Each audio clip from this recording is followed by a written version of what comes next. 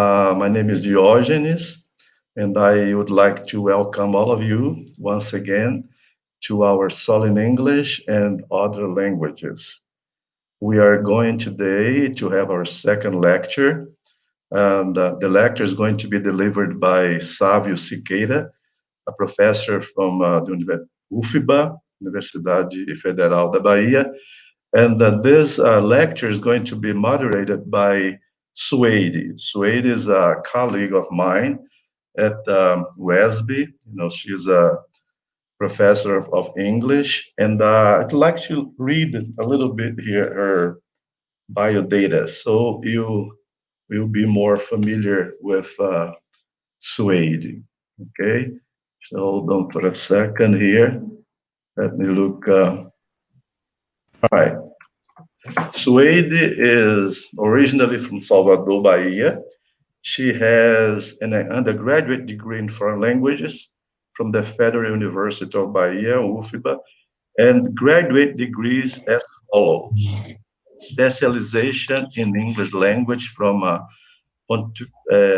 Catholic University of Minas Gerais, UCI, Masters in Adult Education, Adult College Students, and doctor degree in higher education with focus on self-directed college students, both from the University of Arkansas in Little Rock.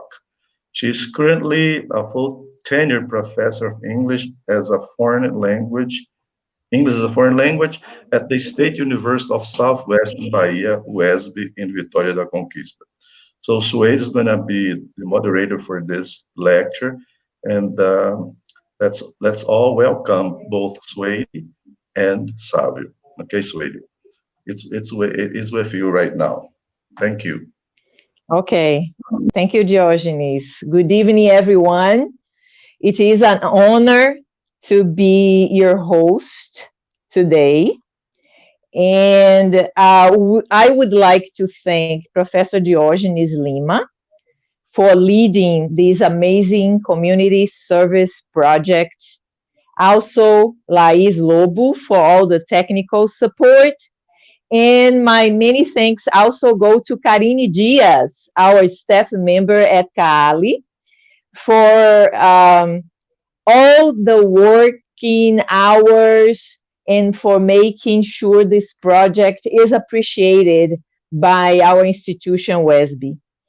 I am also pleased to introduce our guest speaker, Professor Domingos Sávio Pimentel Siqueira. Many of you already know him, as he has been among us before, sharing his expertise in the field of foreign languages. But he's also well-known. He's also a well-known author in the field of language studies. There is a lot to say about his academic and professional accomplishments, but I'm going to try to summarize his curriculum and research interests. Professor Siqueira is an associate professor at the Federal University of Bahia, and he works with undergraduate classes, graduate programs, and graduate classes, and advising graduate candidates, and of course, other academic projects. He holds a PhD degree in letters, as we like to say, in letters and linguistics, from also the Federal University of Bahia. His fields of research interests are critical pedagogy and linguistic education, English as an international language, English as lingua franca, cultural studies, world Englishes, English language teaching, intercultural studies, linguistic imperialism, democratization of the access of language learning, and last but not least, of course, he's also interested in reflective teaching. Um, I forgot to mention, as soon as I said that he holds a PhD degree in letters and linguistics, that he has participated in postdoctoral studies as a Fulbright scholar at the University of Hawaii in the United States. And we've known him for a while, and we really enjoy whenever he has a chance to talk to us and lecture on some foreign language topics. So the title of our lecture today is English as Lingua Franca, ELF, and intelligibility, okay, Colin, college, oh, sorry, challenge in and on the way. And during the lecture, we will be taking questions on the topic, and they will be answered afterwards by our guest speaker. So welcome, Professor Siqueira, and thank you so very much for accepting our invitation for today. Please take the floor. Thank you, Suede. Well, good afternoon to everybody. It's a wonderful, it's a great pleasure to be here participating in this series of lectures. Of course, I would love to be in Vitória da Conquista in person, but you know, this, because of the pandemic, so we had to change, you know, all the logistics, but of course the spirit is here. So it's great to be with you, Diogenes, and the friends in Vitória da Conquista, and also with all the friends that might be around on the channel on YouTube.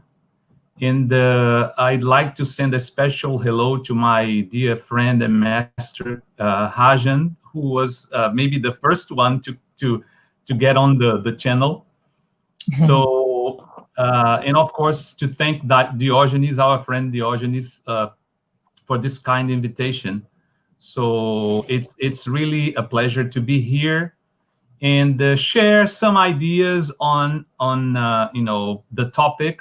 Of course, we have lots of things to say about the topic, and I'm going to try to be brief, so then we have time to interact and really have a nice bate-papo with all our colleagues, you know, who might be listening and watching.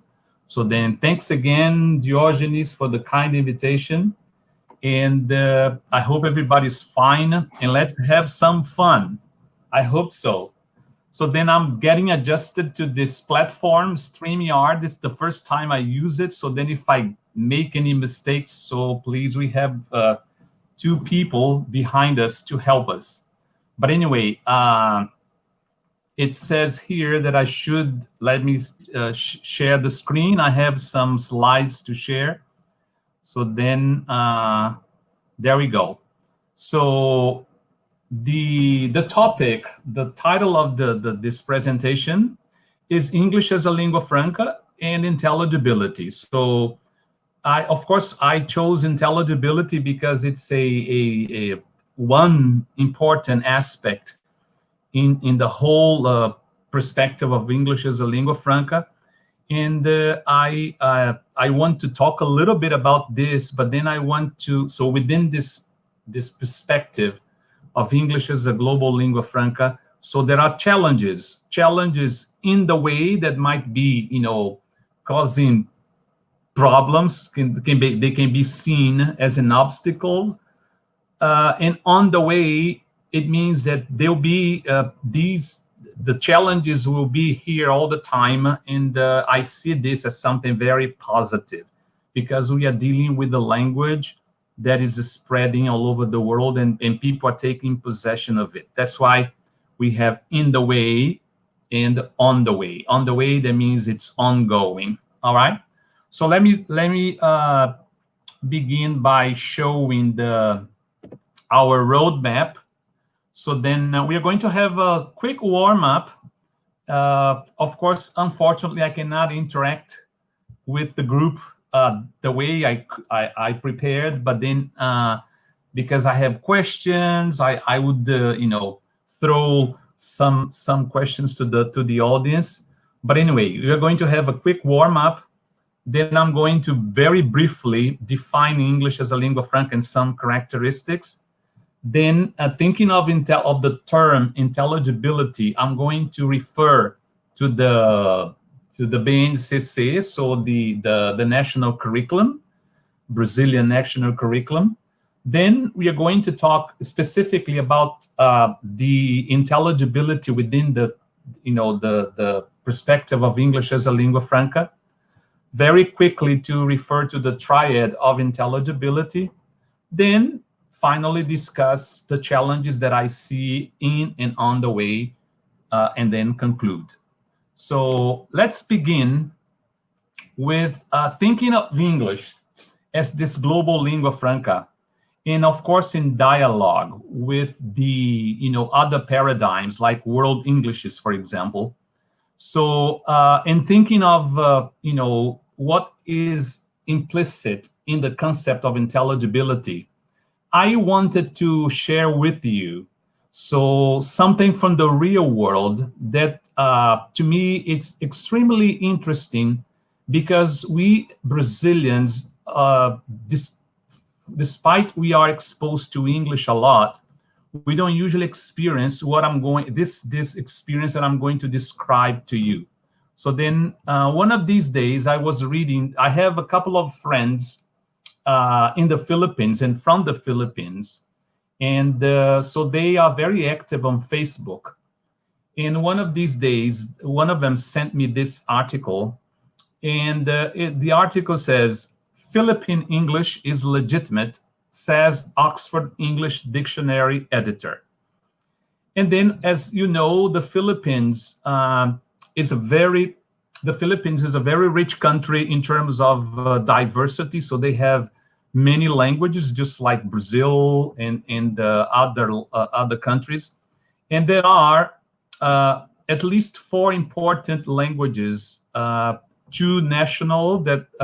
So actually one that is strong, it's called Tagalog, and of course English. And there is a lot of influence from Spanish, because of the colonial times, the period that Spain spent and colonized the Philippines.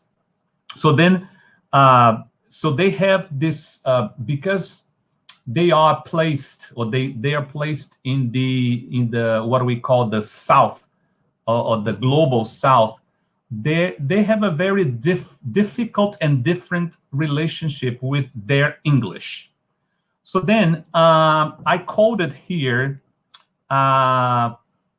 just a couple of sentences from the article, and then I went to Facebook to talk to my Filipino friends and take a look what they say and pay attention to what I highlighted, especially in terms of identity and accents, and of course the feeling they have, towards their language.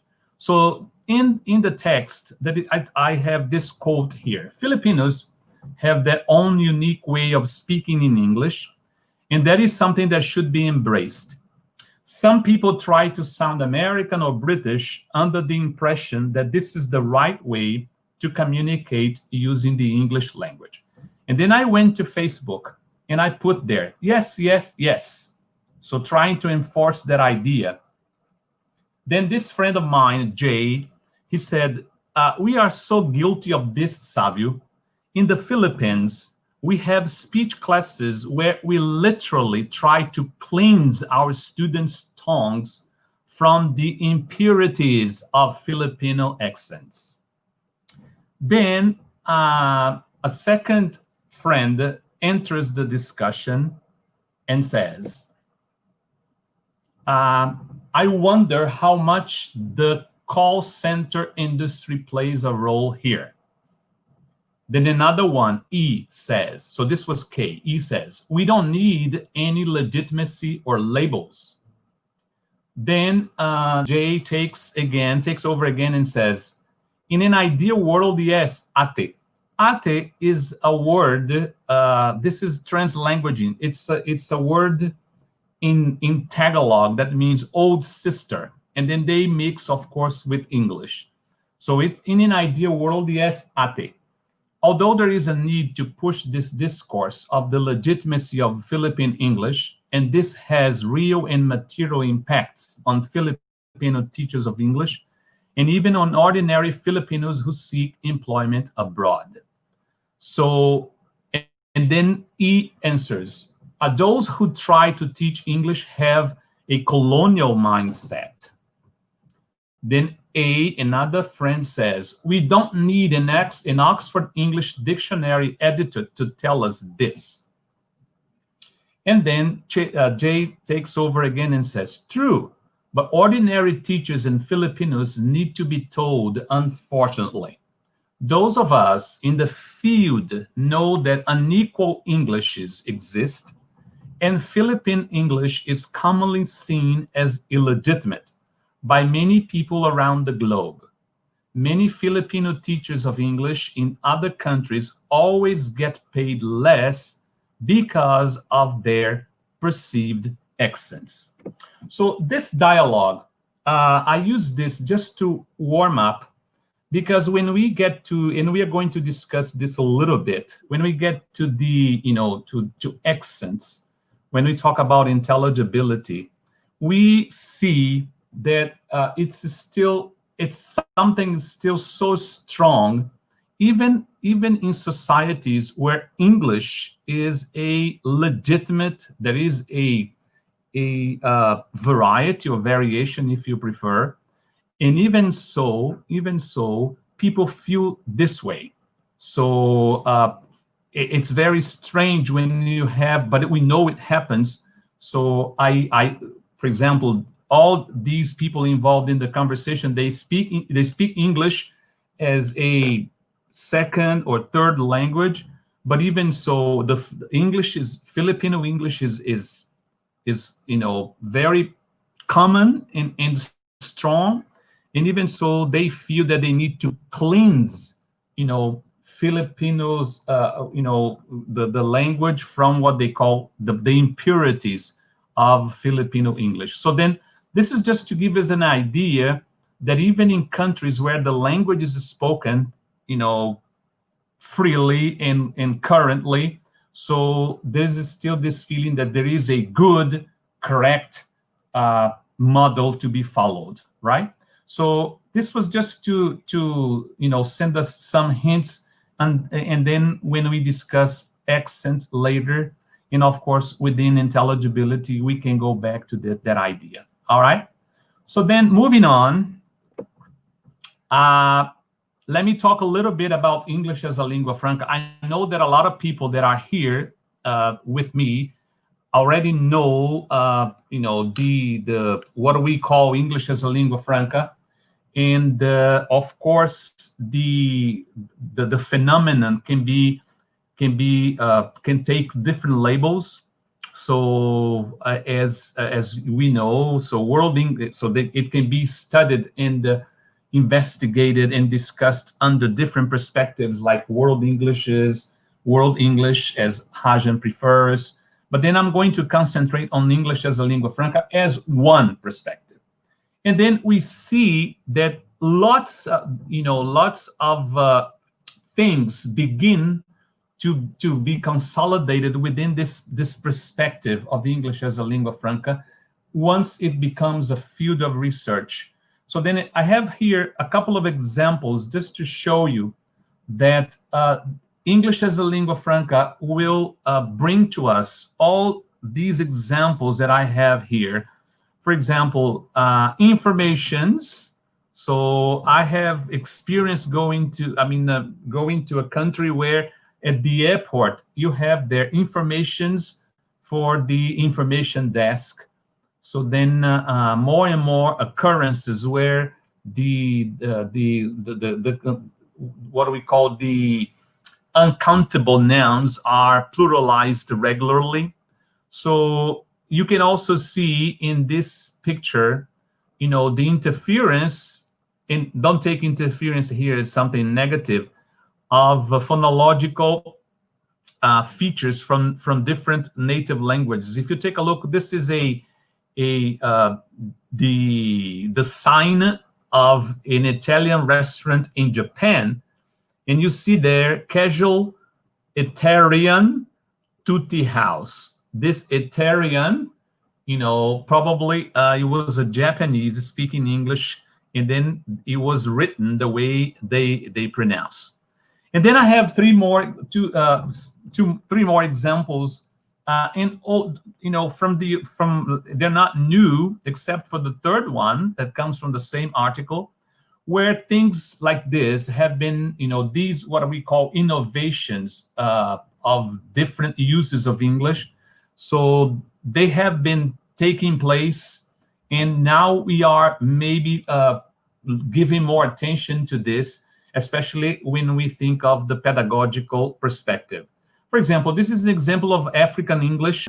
So it's very similar to informations.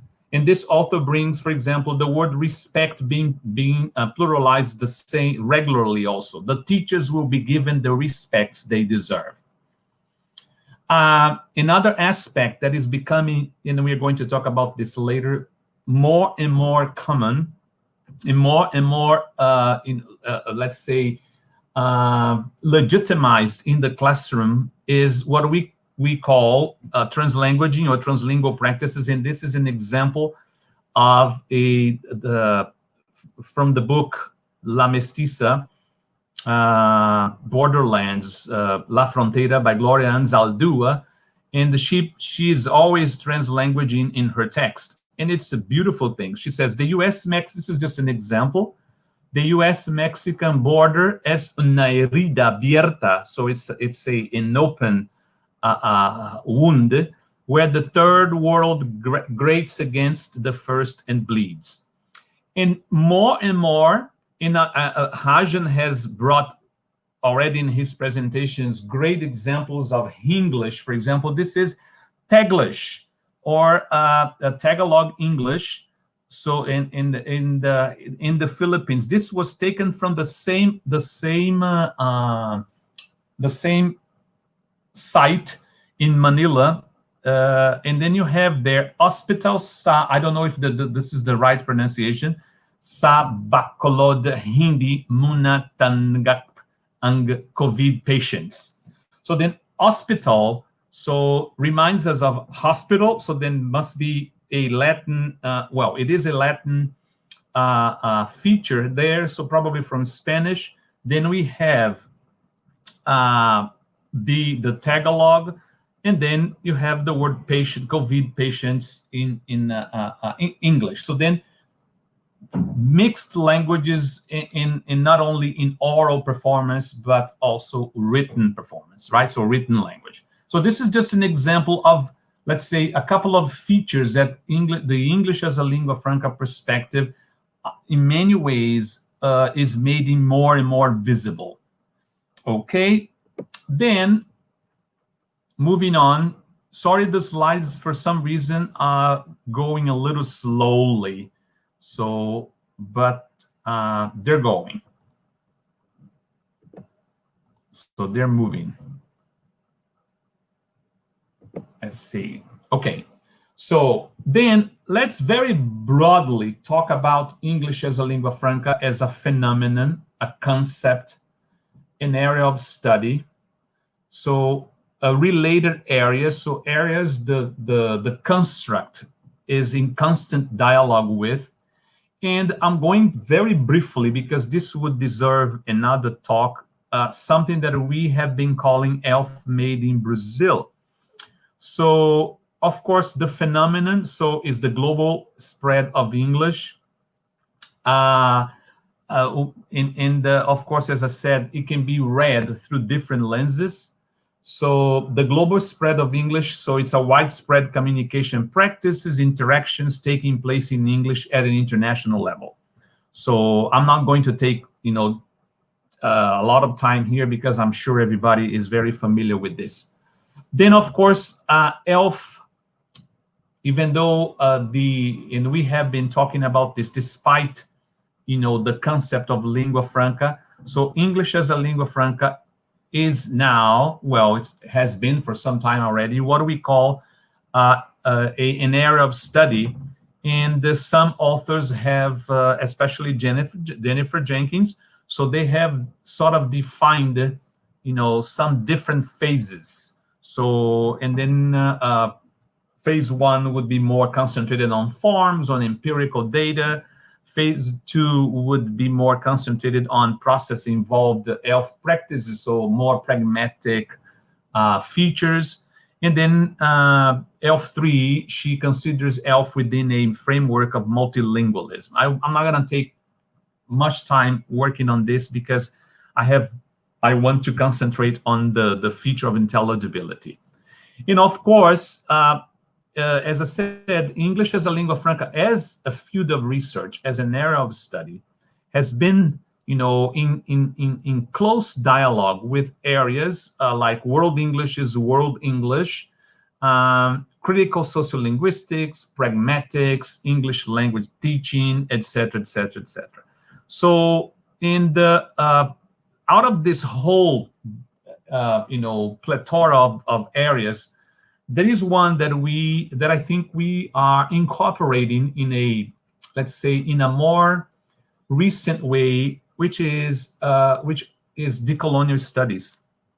And under the discussions, under this, this dialogue between decolonial studies and ELF, we have actually, I was not the one who coined this whole idea of ELF made in Brazil, was my colleague Ana Paula Duboc, and she has written, I would say a couple of articles on this.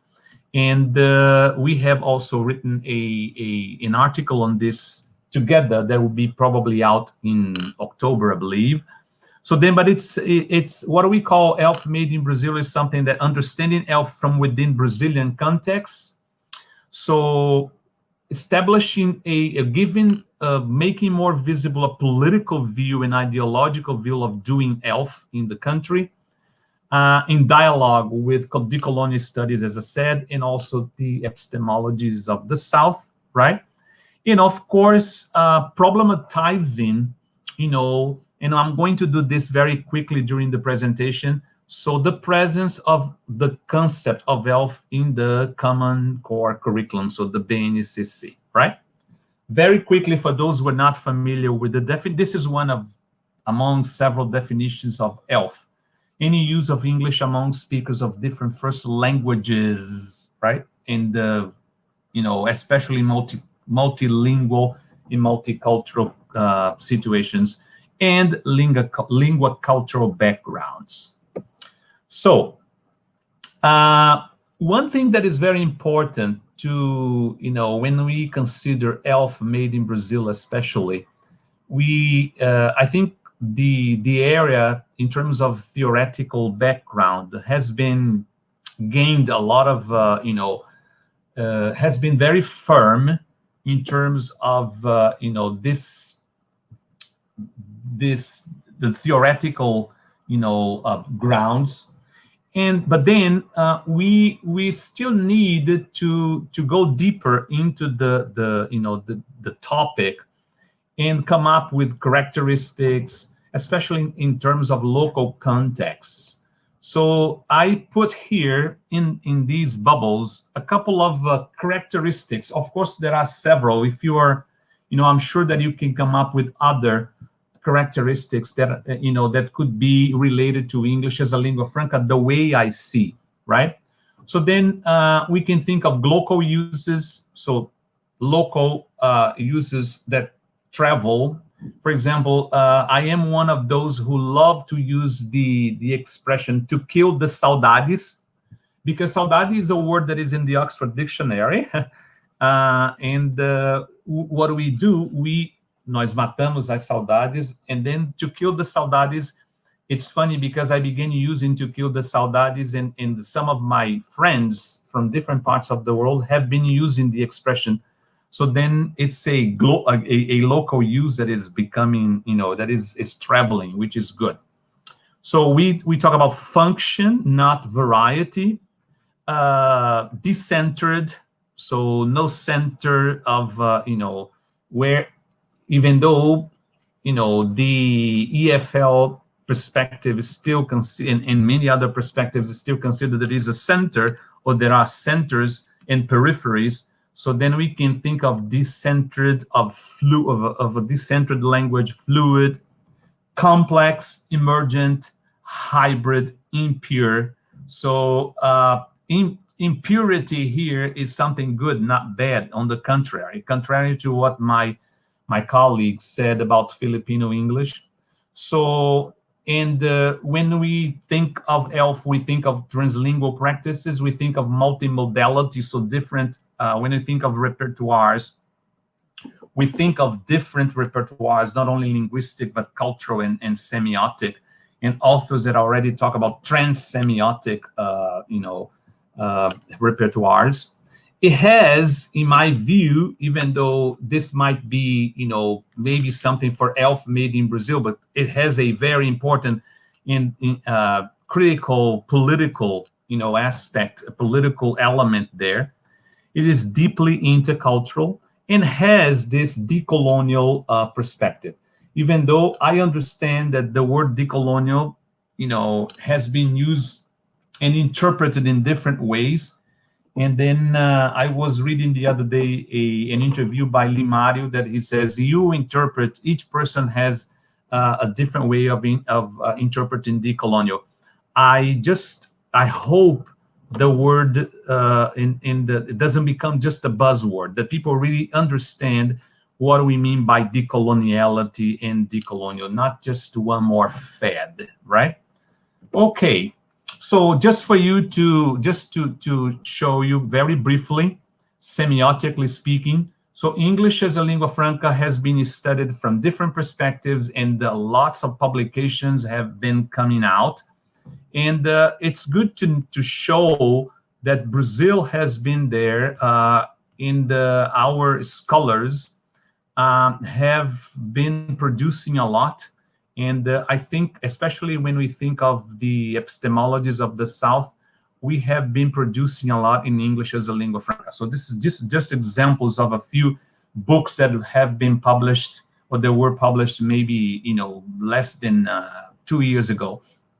So then I'm going to be more, let's say, to funnel through some aspects here, and then concentrate on intelligibility. Of course, there are different features related to English as a lingua franca, but then since I want to concentrate on the pedagogical aspect especially, so I'm going to show this chart here by Barbara Zeidelhofer, and then that's what she back in 2011, she could define some conceptual differences between EFL, so English as a foreign language, and English as a lingua franca. And then she divided into 3 parts. So what she called lingua cultural norms, objectives, and processes. For lingua cultural norms, so the EFL, so the norms are pre-existing. There is a center, there is let's say, a hegemonic model to be followed, and we just reaffirm. So either, model we decide to follow. But then lingua franca would be ad hoc, so not pre-existing, negotiated. In terms of objectives, when it comes to EFL, so it's more related to integration, membership in a native speaker community. And hopefully this has changed, but it's still very strong. And then one feature that appears in the EFL construct is intelligibility, much more important than correction or accuracy. So communication in a non-native speaker or mixed native, non-native, native interaction. And in terms of processes, so foreign language, English as a foreign language, it's more related to imitation, adoption, so you have to follow a model almost blindly. And of course, lingua franca, it's more, we relate more to accommodation skills, adaptation, ad hoc situations, right? So, and then she says that speakers draw on ELF as a complex adaptive system continually transformed by use. So since we are saying here that ELF is you know, a function, not a variation, so then we use the language, and then it will be transformed all the time. So just to compare one construct with the other. Then, very briefly, of course, the ones, especially the ones who are listening to me in a more, let's say, involved with the basic education. So, ELF is the ELF concept is it became part of the BNCC. So, and then of course the lots of things have been written, or a lot of analysis have been made to see, you know, how this lingua franca concept got there and how it can be, let's say, materialized through especially the abilities and practices proposed in the base. I'm not going to work critically on this because, you know, this would take time, but just to show you a little bit that, you know, they theoretically, they take lingua franca, the lingua franca concept, and for example, they introduce a lot of the aspects related to lingua franca, including intelligibility. So then I even though they don't say much, but I went through the bases, and there are three times the word intelligibility is used. I'm going to read this very quickly in Portuguese, but I am going to glean over this. But what I want to say is that we now, especially, you know, it's important for us, whether we like the base, the BNCC or not. So it's here, and we have to assess it critically. Since we work with English as a lingua franca, so what can we do as, for example, teacher educators or teacher trainers, etc., in order to conciliate and assess critically what is there? So they say, for example, when it comes to the component English, that they, I'm going to read in Portuguese very quickly, prioriza o foco da função social e política do inglês, e nesse sentido passa a tratá-la em seu status de língua franca. So there is a lot of implication when we use lingua franca here, and one of the aspects, and they mention several aspects, and I'm going to I just you know, I blew up intelligibility, but for example, they say tratar usos locais do inglês e recursos linguísticos a eles relacionados na perspectiva de construção de um repertório linguístico que deve ser analisado e disponibilizado ao aluno para dele fazer uso, observando sempre a condição de inteligibilidade na interação linguística. Yes, this has a lot to do with lingua franca. In another page, they say, para além da definição do que é certo e do que é errado, essas descobertas devem propiciar reflexões sobre noções como adequação, so, padrão, variação linguística e inteligibilidade. And finally, they say, aspectos como precisão, padronização, erro, imitação e nível de proficiência ou domínio da língua são substituídos, so they are replaced, por noções mais abrangentes e relacionadas ao universo discursivo nas práticas situadas, so situated practices, dentro dos campos de atuação, como inteligibilidade, singularidade, variedade, criatividade, invenção, so creativity, e repertório. So this fits perfect in the construct of English as a lingua franca. But then when we come and look at the skills, look what we find, and then how can we conciliate this, what Anna Duboc calls this epistemological conflict. So I just got one from each year in the Ensino Fundamental. And as you can see, just for you to have an idea, the skills, as habilidades. So the word intelligible appears basically within the X linguistic knowledge, no eixo dos conhecimentos linguísticos. And look how they basically use the word intelligible. So that in many ways conflict what was said, in the theoretical part. This is for sexto ano. Empregar de forma inteligível os adjetivos possessivos. Sétimo ano. Empregar de forma inteligível o verbo modal can para descrever habilidades no presente e no futuro.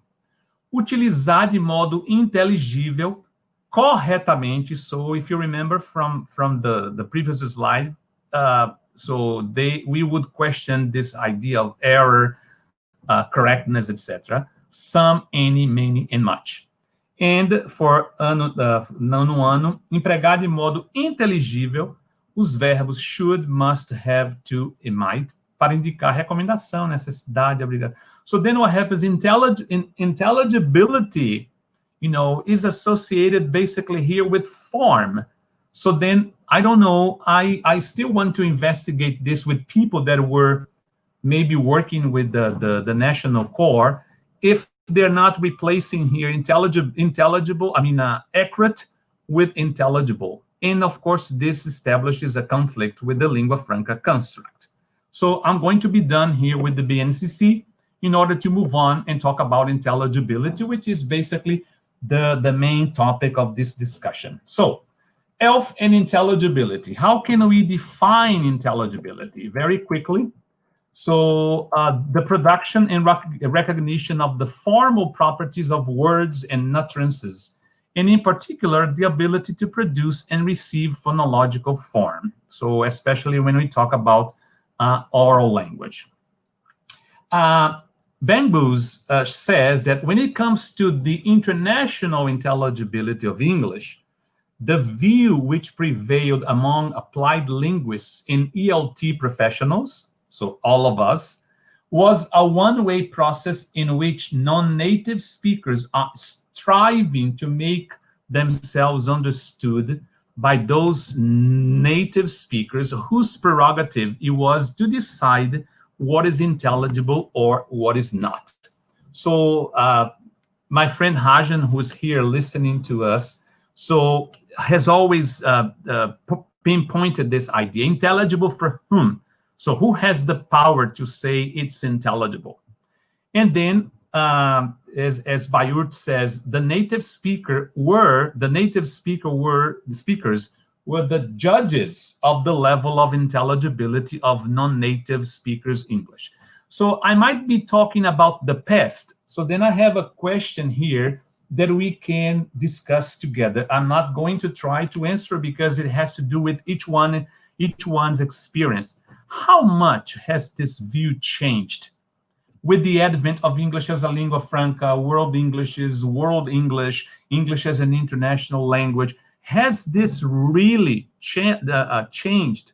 So I leave the question here for us to discuss later.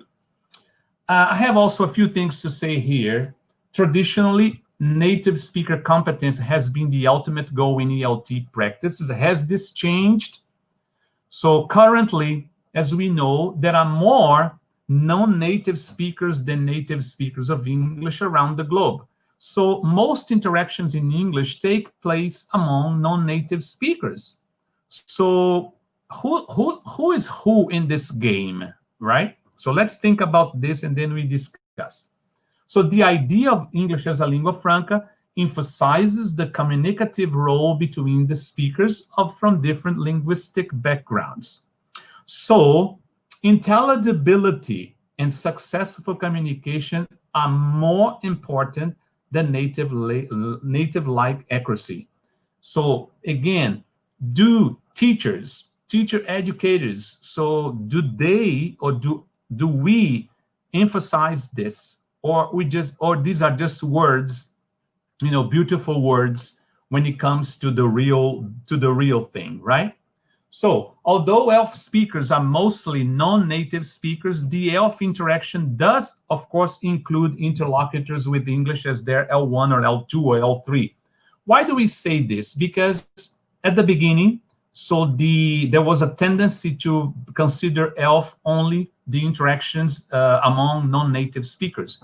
But then, in a way, it would place the native speaker as someone who had a different status.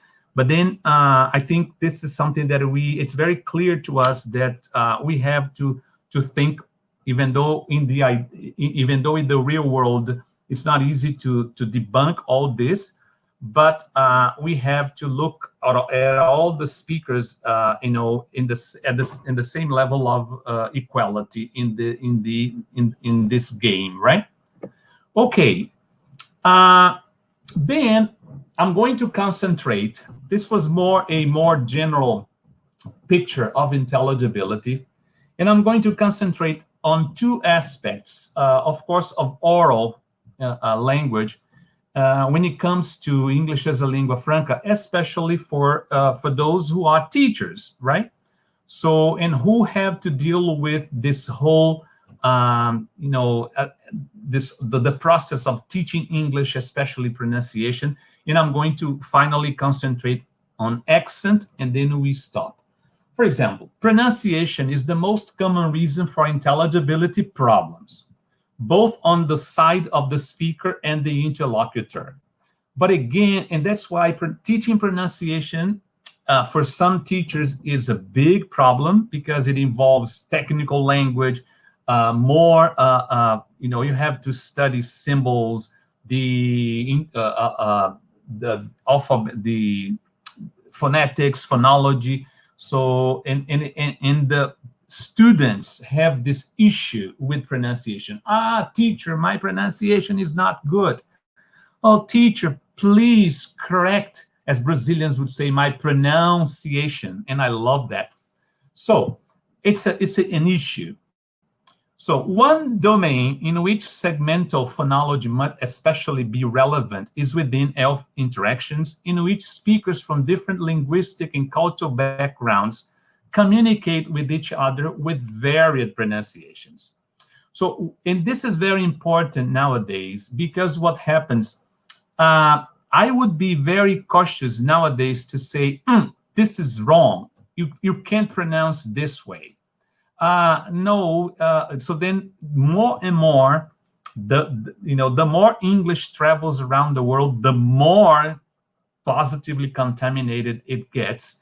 And since, and once it does impede communication, if there is the willingness to communicate, so varied pronunciations are an asset, not a problem, right? Then, very quickly, I'm going to refer here to, maybe Rajan can add something later, because he has a lot of, let's say, restrictions towards this. But ELF studies of segmental phonology have revealed important insights into the nature of intelligible segmental pronunciation, as, for example, the lingua franca core. The lingua franca core was a core that was designed by Jennifer Jenkins back in the early 2000. And it was a very limited, work with the non-native speakers of English, and she came up with a certain number of, let's say, sounds that would be unnecessary to be used in let's say, in non-native speaker English interactions in English, especially if you wanted to use this in the classroom. So. And then I remember talking to Rajan many times about this, and then he would say, intelligible for whom, right? But anyway, the lingua franca core is still very popular, and a lot of people still use to teach pronunciation in international contexts. So there are also phonological studies focusing on the extent to which mutually intelligible segmental pronunciation is negotiated and co-constructed through interactions. I think these two words are very important here. So where we can negotiate not only meaning, but also, in co-construct in this process of trying to understand each other. So then I'm going to show you here, this is not lingua franca core. This is just how once we expose students to different Englishes, or different interactions with international speakers of English, and we see this as something good, something interesting, because first of all, we get used to different occurrences in English, even at the segmental level. This is an example by it's a study by Gardiner and Deterding done in 2018. So they took some segments from the ACE, what we call the ACE corpus. It's Asian corpus of English. So with informants from Southeast Asia and East Asia. So basically, speakers from Asia, from China, from Malaysia, Japan, and then they found out interesting aspects that I think they're very nice for us as teachers and also speakers of English as a lingua franca to embrace this instead of just rejecting. Very quickly, one aspect that I select here was consonant clusters. So, for example, they found out in this study, in many occurrences, that, for example, the sound B is omitted from black, and then and of course, they worked on regularities. So then, instead of the black car, it was the black car. They also found out the omission of the B and rhoticism. For example, instead of rec, instead of instead of back, rec, right? Omission of the f as in cluster fr, so free pronounced as ri. The omission of the r in cluster pr, so as in probably and project. So then you would have probably and project, right? And we have, sometimes depending on the speaker, we have these occurrences here with Brazilian speakers. The omission of the r in cluster br, as in Brunei, that would be pronounced like Bunei, and breakfast would be pronounced as breakfast. And the omission of the liquid l in cluster pl, as in pastic and pay. Of course, we needed the context to see that pay is not play. And there are many other occurrences, for example, Chinese speakers that say, they exchange the ra with the la, and then instead of saying, would you like some rice, would like some lice, etc., etc. So then what happens? This shows that the more we are exposed to these studies, to these occurrences, the more friends we make speaking, different, let's say, English as a lingua franca in different ways, the more, let's say, prepared for the interactions we are. Because many studies have shown that in international interactions, the so-called native speaker, it turns out to be one of the most difficult to be understood, right? This was just an example. Let's move on. So very quickly also, I would like to, of course, some of you are familiar with this, but I'm going to just mention, and then we can talk a little bit more about this. So then in studies of intelligibility, so many terms have come up, and one of these studies that became very popular was what Kashush calls the Smith intelligibility triad, where you would have a continuum of intelligibility and divided into 3 levels. So intelligibility, comprehensibility, and interpretability. So then for the whole communication to take place, we had to go through these 3 levels. I'm just going to glean over this because I want to have more time for us to talk. So intelligibility, that would be the first level, would refer to the word and utterance recognition, surface decoding of a linguistic utterance, basically literal meaning. Then comprehensibility would refer to the word utterance meaning, goes beyond the lexical meaning. And finally, interpretability, so meaning behind word utterance, grasping of the speaker's intention in producing the utterance, the sense intended by the speaker. So at this level, we have many situations that are awkward and uncomfortable, especially when it involves cultural aspects. And there are several anecdotes related to this. So you speak good English, you can understand the meaning of the words, you can understand what the person says, but then when it comes to interpreting what the person says, so you can get some problems, communication problems there. So then there are other terms also, depending on the different study. They also would add communicativity, but I'm not going to talk about this. So then degrees of understanding varying between intelligibility to interpretability along a continuum. So intelligibility, as I said, on the lowest, while interpretability would be on the highest. So very quickly, this was basically to refer to the triad.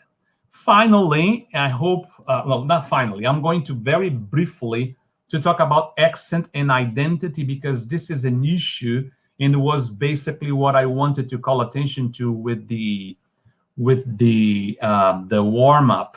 So accent is closely related to identity, and of course, it's very imbricated with intelligibility. Very briefly, this is a definition of what accent is. Accent is a loose bundle of prosodic and segmental features distributed over geographic and or social space. This is a definition by Lippi Green. Jenkins would say that accent is the most powerful trigger of attitude. This is important. Attitude. What is your attitude towards your accent? In somebody else's accent, towards language variation, for it is the most evident linguistic mark of identity. And it's funny, if it's the most linguistic mark of identity, why do we want to dump this? Why do we want to get rid of this, right? So that's why then maybe the colonial studies can come and help us find the answers.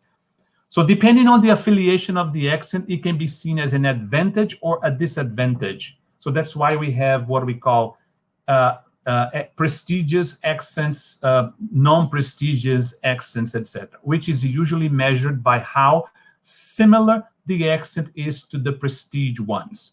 So then, of course, the different accents, especially the ones with an army and a navy, are elected or are designated as the prestigious ones, and then the other ones are relegated to secondary or marginalized, right? So then what happens? We cannot forget that in accent, more than noticeable phonetic traits, it is the representation of groups of people. It is who I am. It is my identity, right? So then there is a question here that I think from what I have been saying, you can simply realize what role does accent play in health communication. So when we have, for example, a Japanese talking to a Brazilian, would people be worried about accent? Would accent be a problem, etc., etc.? So we can discuss this together also. So then, now I think I'm coming to the end. Having said all this, I'm going to basically throw in the challenges in the way and the ones that are on the way. Please see this as something positive. In the way, because they're there and we have to be prepared to deal with them. And on the way, because the more the language travels, the more, these challenges will be there. We have to be prepared for them. So then very quickly, Jenkins would say at the beginning of the century that more recently, 20 years ago, the focus of research into intelligibility has tended to shift from the speaker towards the listener, because the focus was basically on the speaker. The speaker was the judge, right? And to consider the contribution of factors such as the listener's background knowledge and processing skills. And I think, for example, when it comes to health, this is something important. We, the speaker, or if we haven't reached a, let's say, a balance when it comes to the different roles, but at least the discrepancy is not so big. Not all features of pronunciation are equally important in maintaining intelligibility in health interactions, and then this would maybe refer to the lingua franca core. And of course, the new target for many people is still new. Community should not be the British or American, idealized British American, but an international community, right? Or no matter, the more we interact with international speakers or people from other languages, so this whole idea of community or referring to one specific community, this is, in my view, totally outdated. Also, we should not, and then I'm talking to students, to teachers, especially teacher. I always put myself as a teacher educator. We should not ignore the native speaker. This is so obvious, but sometimes people just don't think about this. When I say, oh, I want to speak like a native speaker because I don't want to have an accent.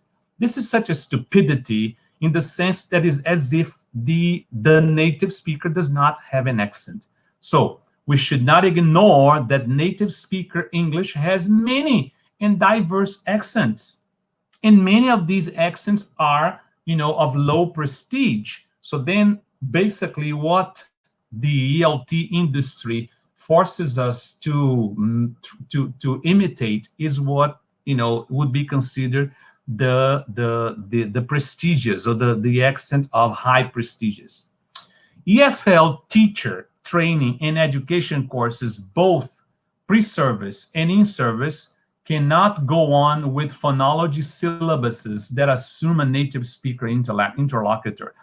This is still this is already a minority, and then we need to expand all this. Of course, we are not saying the native speaker doesn't matter at all, but then his or her role is not, at the point it was in the past.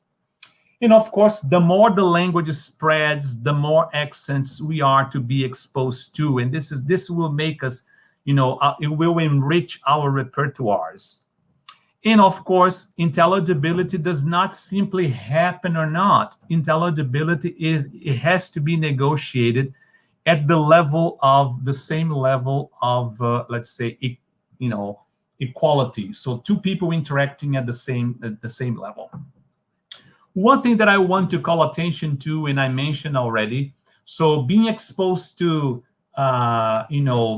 the different accents, and this all involves oral language, but also, it's important to be exposed to different accents, different, Englishes in the written language. And literature is maybe the best way to be exposed to real English in different Englishes. I brought here two examples. One from India. So this author Aravind Adiga, and as many people know, I greatly admire the Indian literature. Today, a very powerful literature, and we know how it's English, but it's not British English at all. So then the way, they write, and of course the vocabulary, the translingual practices that are present there all the time. So then I brought just a quick example from, and then Rajan can help us with the pronunciation later, because there are I highlighted two words here. So this is taken from the book The White Tiger, I bought my first toothpaste that night. I got it from the man who sold me pan. He had a side business in toothpaste that canceled out the effects of pan. I know what pan is, but I'm going to ask Rajan if he's still around what pan is. And then you have there Shakti whitener with charcoal and cloves to clean your teeth. Only 1 rupee 50 pays. So I read this. Of course, I want to know what these words mean in the what is the pragmatic or the pragmatics that is behind this, the cultural aspects behind this. So then it may look unintelligible at first, but then it in a way it defies us to go deeper into this new world, which is through English, right? And of course, Borderlands La Frontera, it's another example that I have already mentioned. So bringing this beautiful translingual practice, mixing English with Chicano, actually writing in Chicano English in standard English, but also mixing with Spanish, or Chicano Spanish. And then there is a quick excerpt here. But despite my growing tolerance for this Chicana, la guerra de la dependencia is a constant. Behind the ice mask, I see my own eyes that will not look at me. Miro que estoy encabronada, miro la resistencia. For Brazilians, this might not be a problem. But then, the way the literature goes and the topics, so this is a whole new world for us. And then this is extremely, extremely exciting in my view, right? So then English is there, but among other languages. And then I think, for example, I suggest that we, take this adventure of trying to move out of this, what we call hegemonic English world. And then, as I said, literature is maybe one of the best ways for us to do that. Being exposed to other English is being exposed to other pragmatic features, being exposed to different cultural cultural aspects, etc., etc. So I selected here different books from different countries, all in English, none from Britain or the United States. Basically, you have here India, Malaysia, let's see, but several countries. I don't remember all of them, but then it's one way of really breaking away from the this whole idea that English is related to hegemonic cultures, right? I'm not saying we should abandon everything. Everything is important, but then there is a whole world for us to try to conquer there.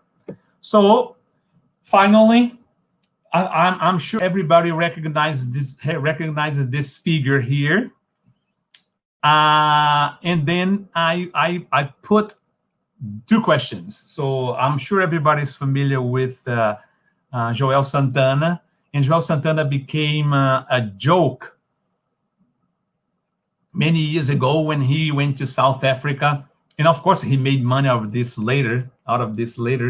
But everybody would make fun of his English, and then if we after we analyze carefully, despite all the interferences, the translanguaging he incorporated into his English. But I remember when everybody made fun of his English. I remember when a guy, when he said something that was very important, especially for us researchers. The one reporter interviewed him, and then he said, "Joel, what do you think about your English? People making fun of your English, and why didn't you look for an interpreter when you were in South Africa?" And then he said, "I had an interpreter, but then one day I had to go to many press conferences." And reporters in South Africa, one day, one guy said, Joel, why don't you talk only in English, only you without the interpreter? We can understand you. And so then after that, he said he, really, as we would say in Portuguese, tomou coragem. So, and started, he said, I don't need the interpreter anymore. And then he began talking, using his English. So then my question is, how intelligible, depending on the listener, depending on how familiar we are with the topic, right? Depending on our attitudes. So how familiar is Joel's English so bad that people don't understand? So this is a question that I make. So then I would say, shouldn't we give this a second thought? So you tell me later. Finally, coming to an end, my final reflection is ELF ideology does not mean abandoning native varieties as model in all contexts. So depending on who we are, what we want to do, what plans we have, so native varieties may be important, right? So people, for example, people want to go to the United States or to London or to Australia because they'll be doing this, and then they want to go into a university, whatever. So then it's not just saying, well, let's abandon everything, let's leave everything behind. Apart from understanding of the accents, exposure is extremely important in order to develop a tolerance of difference, right? So this has to do with our attitude. As teachers and teacher educators, we cannot go on ignoring such reality, especially when it comes to accents. So then I would say that accents do matter, and they tell us who we are. And then when it comes to this interaction, getting to know people, trying to communicate with people, I have two final, let's say, two pieces of advices, or two advices, as my students would say, given by a wise person that all of us know. So all in all, as a wise man would advise us, we have to think of fluency and communication. And he keeps telling us all the time, if there is willingness to communicate, we'll get there, no matter what, right? So I think everybody knows this guy, okay? So this is it. So, and then I'm going to say thank you very much in 4 different intelligible ways. So thank you, thank you, thank you, and thank you very much. So this is it. Thank you. Obrigado. Now I can, let's have a good papo on this.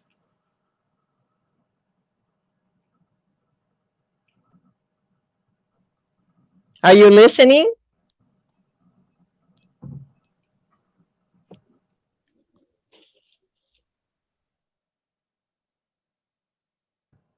Hello, Professor. Professor Oi. Siqueira, are you listening? Yes, I am. Can you hear me? Yes, I can. Okay. Thank you so very much. And if I may be excused, I would like to quote Professor Rajagopalan, who wrote in the chat space. He said, quote, "It is simply delicious to listen to Sávio on topics like this." Thank you. Okay. Thank you, my dear friend. And he knows he's a great inspiration. Actually, I didn't know he was here. So, but then what I say at the end is exactly what he keeps telling us all the time. So if there is a willingness to communicate, we just go on. Okay, we have a few questions here. I think we can go on with the questions. And the very first one was from Jocely Lima. And she asks, what's the role of pronunciation in a lingua franca context? Well, it depends. So the role of pronunciation, it will never, well, let me say what will never be. The role of pronunciation will never be to make people feel bad about their pronunciation. I think the role of pronunciation is to make people understand that, of course, there are sounds and they have to sound intelligibly, but it will never be oppressive. So you have to speak this way as if this is the only way. So the role of pronunciation has to be informative. So of course, in the classroom, we usually follow a standard, but then this standard has to be expanded and then use, I think ELF and World English is also, so makes room for this expansion. So because, for example, many teachers don't feel comfortable teaching pronunciation because of all the the aspects related to phonetics, phonology. But once they have that knowledge, so I'm sure if they teach pronunciation under an ELF perspective, so pronunciation will not be boring, oppressive. On the contrary, so it will be fun because you work with variation, variety, so different. So that's why I keep saying, Josely, that we have to be very careful when we say, this is wrong, this doesn't exist in English, right? So, because, of course, this is true for many languages, especially these global languages. But within the English world, it's even more complicated to say, you don't say that way, right? So, or you can't say that way. So then I think the role of pronunciation, it has to be good, nice, fun, like the role of grammar too, right? So emerging, and then, and of course, not the way, the usually oppressive way.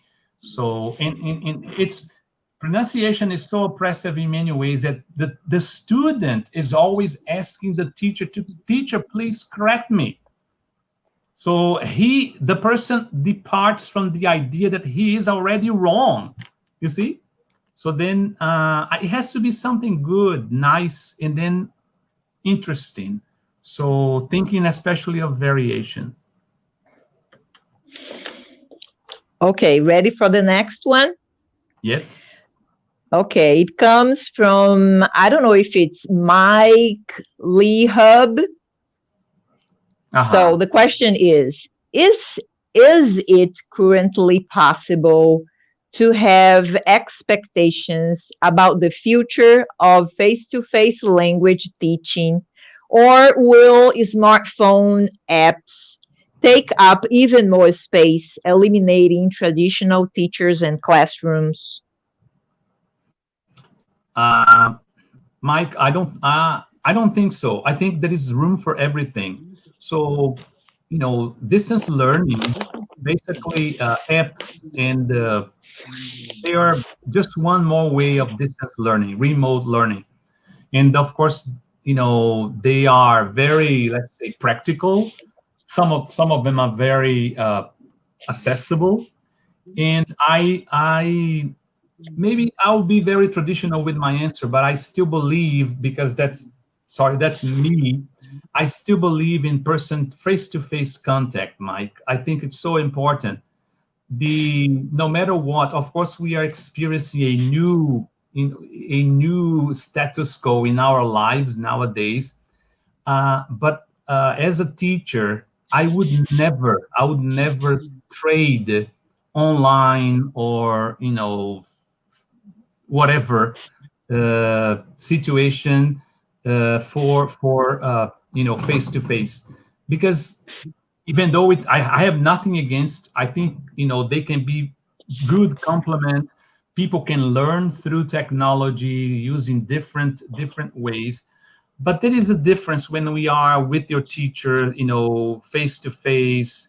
So we have the contact, we have eye contact, we so I don't think, I think there is room for everything, but I still believe in face-to-face learning. So I think it's crucial in my view. Of course, I don't know the new generations or the younger generations if they would go for that. But I would be very sad if I had to spend my whole life or the rest of my life teaching only distance. You see, on the contrary, I'm instead of distance, I want closeness. That's me. So then I think we can have both things, in a balanced way. So they might be complementary. Okay, next question comes from Nadia Cardoso. How to deal with ELF and intelligibility when it comes to academic writing? Well, academic writing is, very specific. So I would say we can even put this within the framework of English for special purposes. Nadia, it depends on, for example, if you have, I would recommend, for example, studies on what we call contrastive rhetoric. Depends on the flexibility of the interlocutor. Academic writing in the United States the same, for example, in India? Probably not, right? So then it depends. Of course, it is a genre. Academic writing is a genre. And depending on which model you're following, of course, it's more formal. You're going to follow certain standards, etc., etc. But it doesn't mean that the academic writing for a someone who's going to study, for example, in the United States, would be the same academic writing, or basically the same for people who are going to study in, I don't know, New Zealand. Because, for example, if you consider Brazilian students writing for Portuguese professors, so I bet they have lots of conflicts, even though both have, a notion of academic writing, you see? So then I think it depends, but ELF can go there with let's say, with premises, flexibility, variation within the genre, you see, within the genre, because academic writing is, it presupposes variation, but I'm sorry, it presupposes formality, but it doesn't mean that it has to. That's why, for example, there is a lot of complaints, and these are just complaints because, for example, the international or the very prestigious international journals, they have their regulations and they are very rigid when it comes to the academic writing. And I remember that they are so inflexible. There is one case that I remember of an American professor. I think he was a chemistry professor who had spent many years living in France. And then when he submitted a paper to an American journal, and then it was rejected. And one of the reviewers said that his English was too French. And the guy wrote back and said, "I'm sorry, but I'm American from whatever." So then you see how, this flexibility when it comes to certain areas, people are still native oriented, you see. So then I think ELF, it's let's say, it's how we see the whole within the genre, how you see how, this whole working towards difference. So I can write beautiful Portuguese from my Brazilian background, as someone can write beautiful Portuguese using his or her Portuguese background. And then both are academic, let's put it this way. You see? I don't know if I answered the question. But that's how I see it.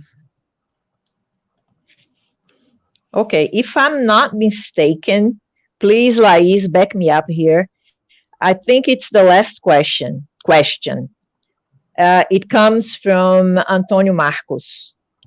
As far as I understood, in your speech, You said that accents aren't important.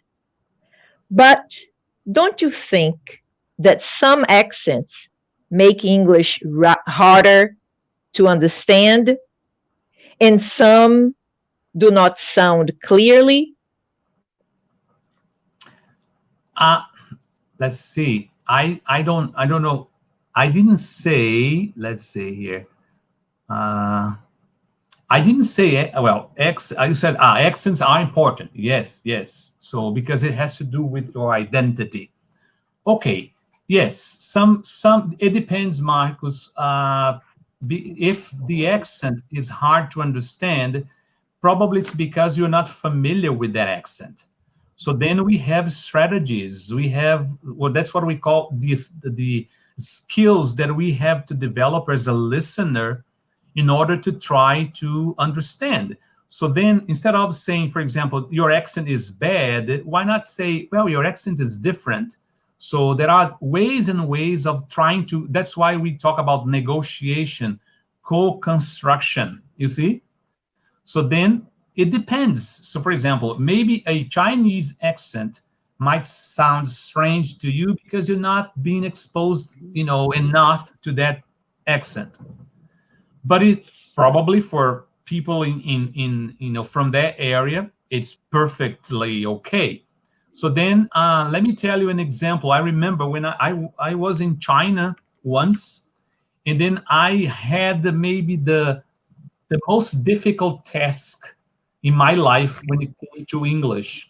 So I got a call from the tourist guide changing the schedule that we had previously arranged, and it took me a long time, not that long, but it took me some time to try to adjust to his English, and I got it.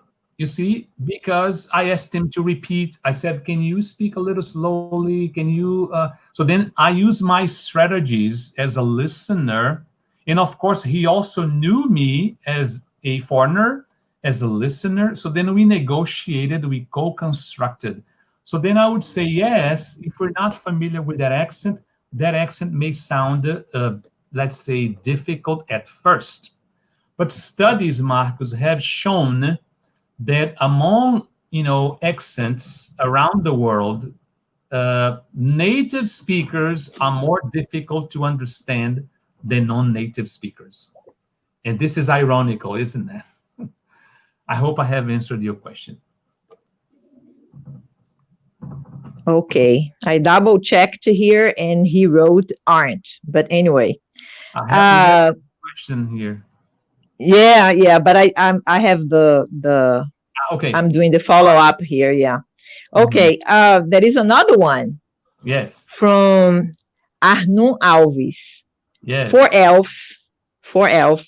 How can we deal with clusters without having to be systematic in terms of standard pronunciation? Do you want me to repeat it? Yes, please. But I understood. Okay. I understood. Because what happens when working with clusters? That it is. So actually, Arnon, clusters exist in any language that I know. So, and of course, when we study, for example, if we study segmental features, we have to be systematic because this has to do with features, from a science, so from phonology. So then what happens? The thing is, this systematicity, in my view, it doesn't have to be used, oppressively. So the more, for example, we study these clusters, the more we expose and we understand, especially as teachers, the better.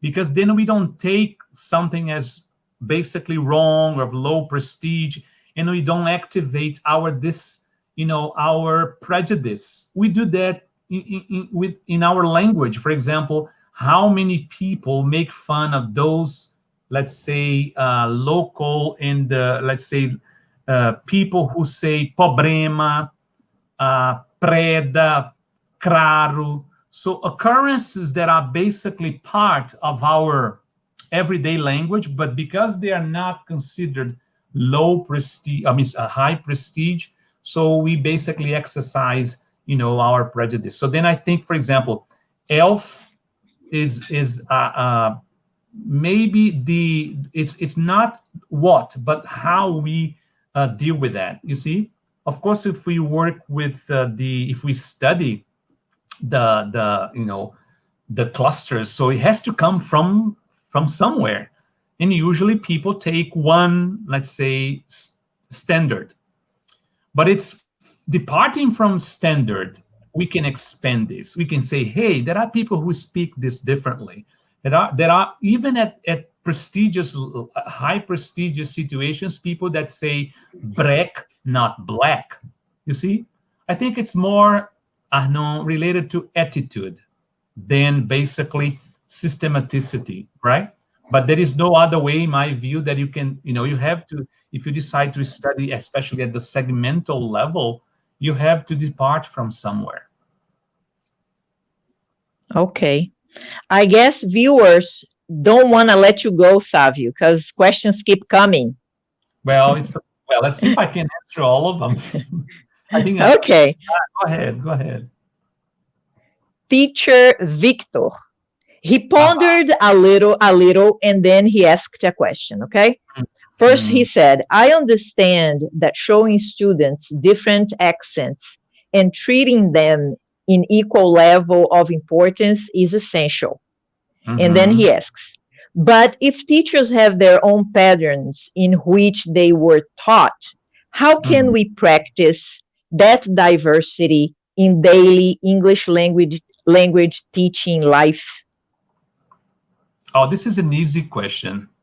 Just trying to, Victor, right? Victor, hi, hello, my friends from Palmas. This is very easy, Victor. Is basically what you learned and you, let's say, you adopted as, let's say, your model is not the only one. Expand that. So keep that, but expand it, especially as a, let's say, an elf speaker. You see? So then there is nothing wrong. You adapt. So usually when we learn a language after a certain age, our language is beautifully mixed.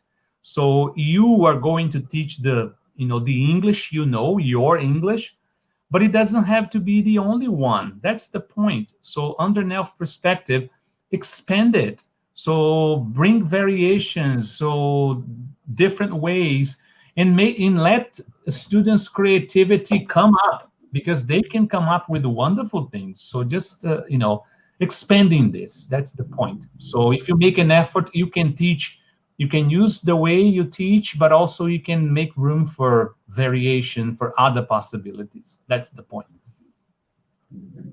Okay. One more. Yes.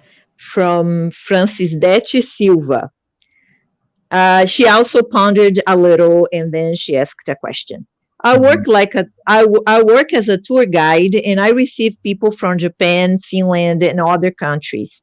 So I need to be able to understand the different accents. And then she says, how to help them understand that there are different Englishes when we usually have a few options in the movie business market. You mean help them who? The tourists? I believe so, yeah. Well, actually, I don't know. It depends on how much contact you have with those guys, with those people. Because I'm sure, if they come from multilingual societies, they know there are different accents. There are, thousands of different accents. It's hard to tell you how can we make them understand if you have just, as a tourist guide, you see them for 2 days, 3 days, and then they'll be gone. So and of course you'll be negotiating your accent and your intelligibility with these people. So, and then when it comes to what you mentioned, the movies, so I think I can make room there a little bit, open a window to decoloniality, for us to decolonize our minds and our tastes, and expose ourselves to other possibilities. So I think now with streaming, it's what's her name? Sorry, Francis Dete Silva. Okay. Now with streaming, Francis Betty, and also with YouTube and other IT sources, we can be exposed to lots of different Englishes and cultures, other than the predominant American movie industry. You can watch Indian. I have, for example, on Netflix and also Amazon, etc., etc. You can find movies and series in other Englishes and coming from other places.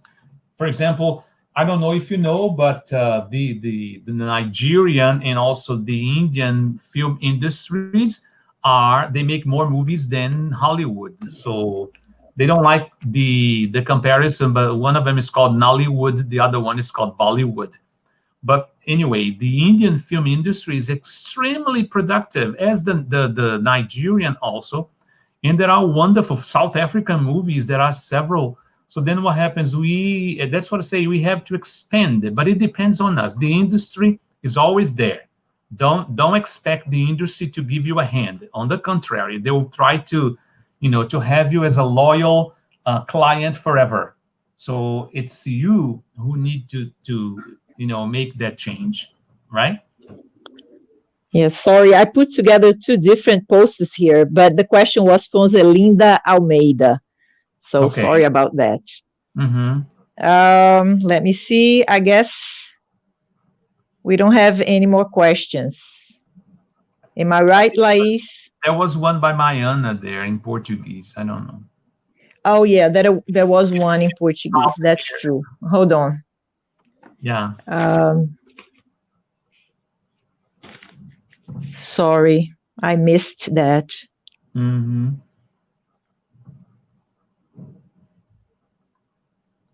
Do you have it, Laís?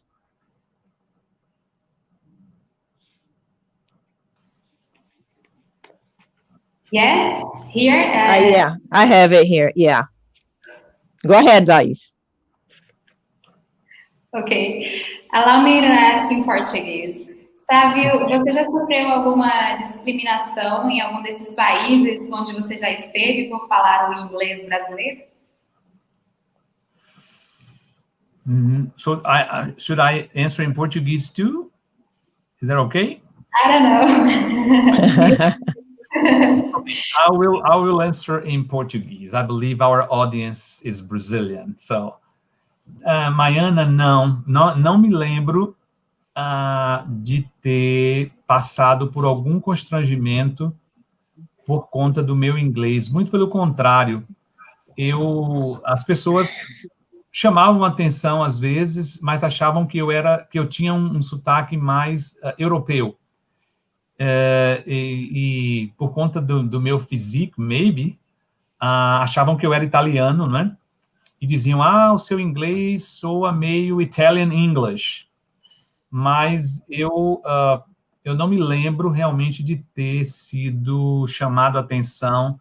Já tive alguns personal embarrassments, mas por conta do meu, digamos, eu não entendi alguma coisa, ou aquela situação em que você acha que entendeu e não entendeu, ou pronunciou de uma forma equivocada, que era um par mínimo, mas isso faz parte. Então, eu não me recordo, agora não quero dizer que isso não aconteça, acontece muito e não é pouco, também depende muito da sua condição, como é que você chega naquele país. Eu convivi com imigrantes brasileiros nos Estados Unidos, e, claro, a maioria absoluta, vivia em quase guetos e falavam, assim, o básico do inglês, e eram muito discriminados, não só por serem pessoas de camadas sociais menos privilegiadas, mas também por conta da língua. Então, há uma questão ideológica, uma questão política aí também. Lógico, nunca fui numa condição de desvantagem como essas pessoas. E quando você vai na condição de refugiado ou de imigrante, por vários motivos, você sofre todo tipo de preconceito, e o preconceito linguístico é um dos, né? Então, eu sempre fui como estudante, como professor, ou como turista que já falava a língua razoavelmente bem, então, além de branco, etc., ou né, pele clara, então, não me lembro de ter passado por alguma coisa que soasse discrimination, mas isso não é muito comum acontecer, muito comum. Okay. I don't see any other question. Yes, Am I correct, Laís? Yes, I don't think we have other questions. Eu acho que a gente pode chamar aqui o professor Diógenes, né, para fazer o encerramento. Sim. Hoje. Só um instante que eu vou colocar o professor Diógenes. All right. Well, okay. Sávio, thank you very much for this marvelous lecture. It was excellent. Knowing you, we didn't expect anything less than that anyway. So congratulations. It was very interesting. Thank you for inviting me again. It's always a pleasure, I'd like to thank everybody for being here with us. And also, I'd like to remind that you need to sign the form, that satisfaction survey form. Otherwise, you won't be able to receive your certificate, okay? So for every lecture, you have to do that. You can use the same information. Also, I'd like to announce our next lecture, which is going to be on the 31st of this month, a week from today. And it's going to be delivered by Laura Micoli from Federal de Minas Gerais. And she's going to talk about errors in education and in teachers' lives.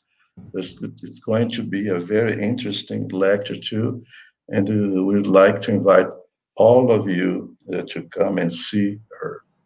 Okay, so thank you very much, and also I'd like to say that this series it's going to be going on until mid November. So we're going to have a lot of lectures and roundtables. We're going to be having lectures in Spanish, French, and sign languages, or sign language. Mm-hmm. All right. Jason, is Jason there? So Laís has already appeared on the screen. I'd like to show Jason. Jason is at my Z and is also helping us with this series. Thank you very much.